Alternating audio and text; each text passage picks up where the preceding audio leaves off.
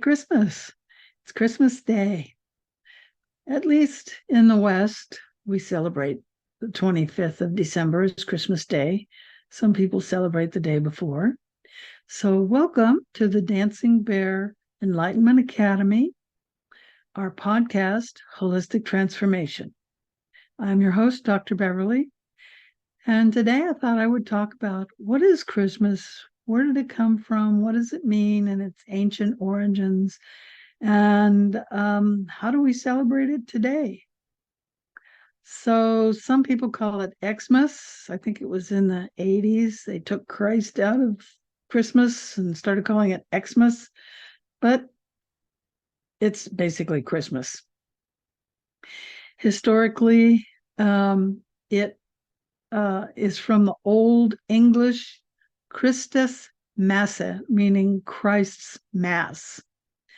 But we actually don't know when Jesus Christ, we call him Jesus Christ, but there was no J in Hebrew. It's Yeshua. And one of the Buddhas that I studied with said Christ is an office, not a person, and that there's always someone on earth fulfilling that office sent to us from source.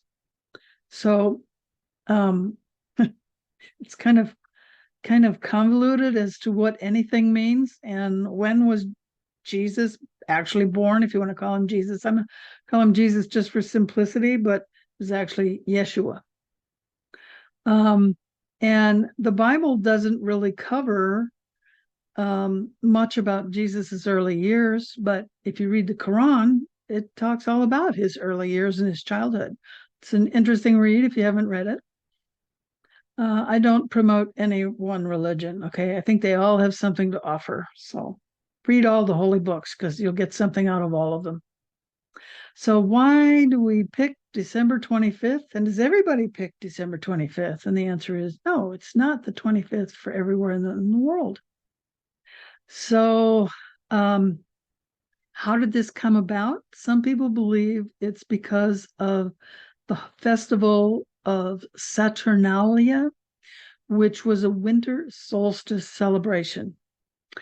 And the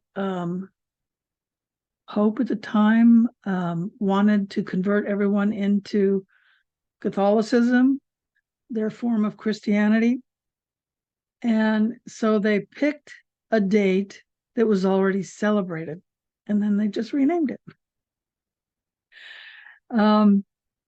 But what else does it mean for many people?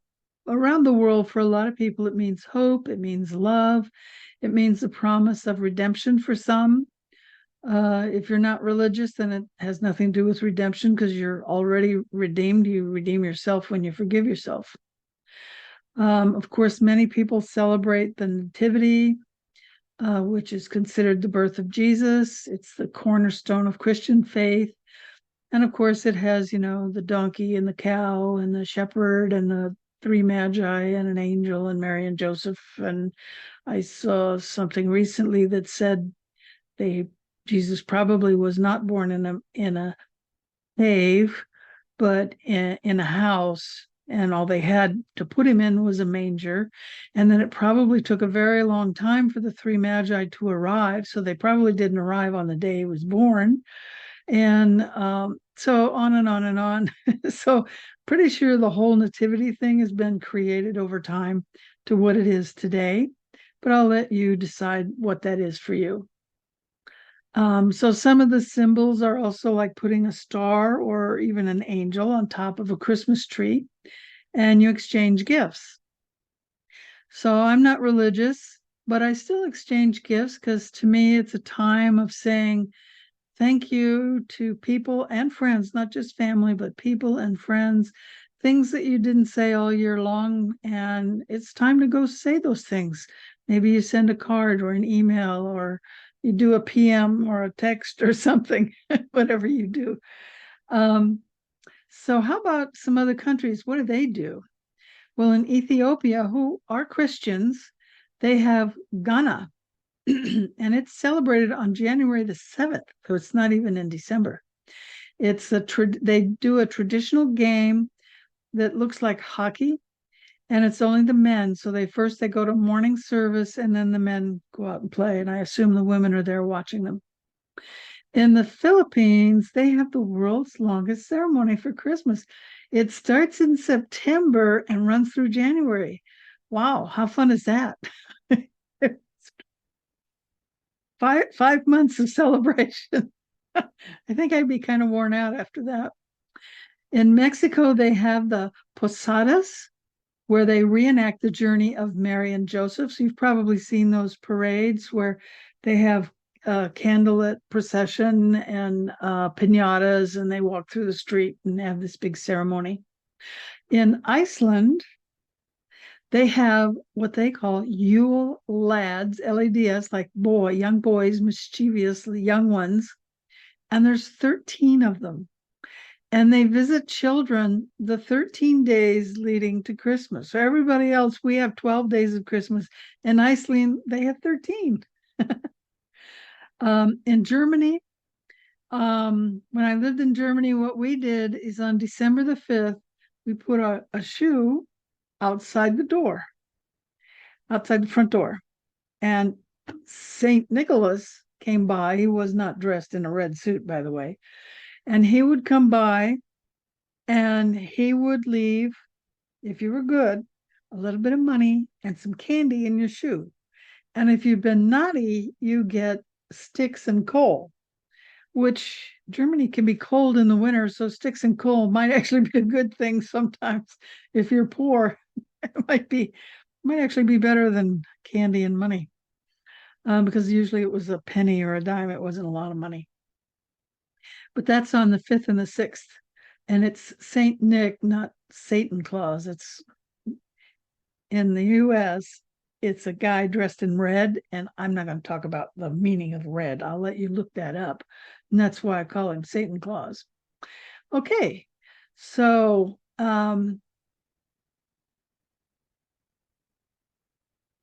it began to change Christmas from a religious festival to family oriented in the 1800s. And that's when Queen Victoria, she was Queen of England at that time, and her husband, Prince Albert, started using Christmas trees. So that started in the 1800s. That's not even an old tradition. And that was from the English. And that's when we started putting up the Christmas trees. So today, in modern times, it's kind of a blend. It's a blend of religions, of commercial extravaganza. You know, you have your Black Friday and your, what do they call it? Some kind of Monday, e-commerce Monday. I don't know what it is. I don't know. I stopped shopping in November. November, December, I don't even try to shop. It's crazy time. People are crazy. They act weird. They're buying a gift that's supposed to be given with love, and they act like maniacs in the store. It's like, okay, there's something really wrong with shopping for Christmas today. This year for Christmas, I made all my Christmas gifts to my friends and family and everybody.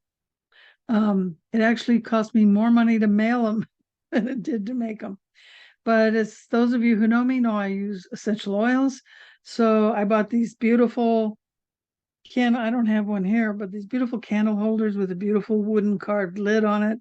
And I filled them with scented non-toxic candle wax and sent those out to everybody. So you don't have to spend a lot of money.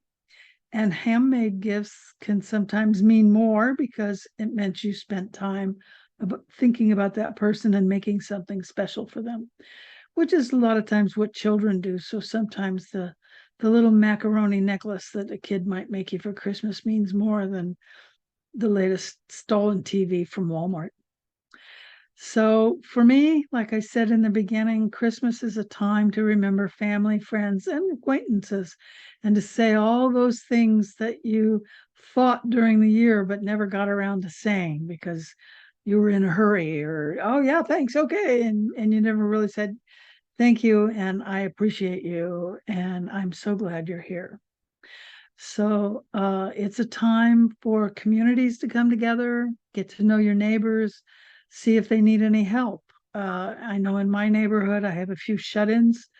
So we need to pay special attention to people like that who can't get out.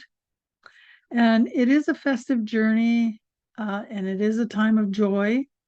And it doesn't matter what religion you are, whether you do Hanukkah or Kwanzaa or whatever, you can still take this time of year to value your friends, your loved ones, your family, whomever it is you would like to remember this time of year.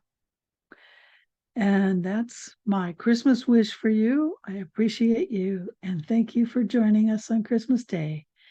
Have a Merry Christmas and remember to be the light you want to see in the world.